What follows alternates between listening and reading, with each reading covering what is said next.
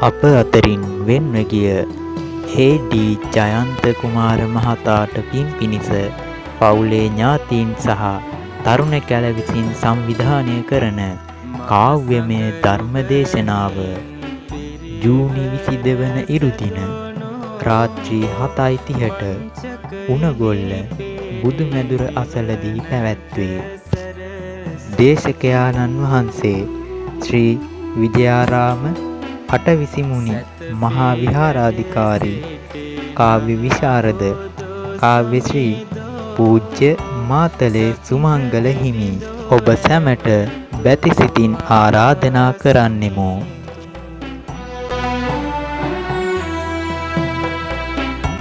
යම්මතු දිනයක සම්බුදු සසුනත් පිවිතුරු නිර්මල වූ බුදු දහමත්